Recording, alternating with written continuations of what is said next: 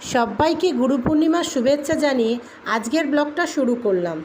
আজ রবিবার সকাল সকাল বাড়ি থেকে বেরিয়েই দেখলাম গেটের বাইরে দাঁড়িয়ে আছে এক সবজি দাদা।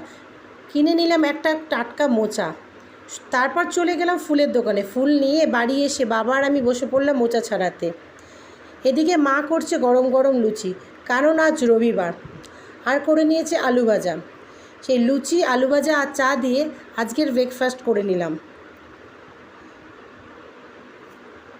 এরপর কিছুক্ষণ ফোন ঘাটাঘাটি করে সোজা চলে গেলাম স্নান করতে। স্নান সেরে মুখে সিরাম মেখে সোজা চলে আসলাম পুজো করতে। পুজো সেরে বসে গেলাম লাঞ্চ করতে। লাঞ্চে ছিল মাছের ঝোল, ওলের ডালনা আর সেই সকালে যে মোচাটা কিনেছিলাম সেই মোচার বড়া। আর একটা কথা, ভালো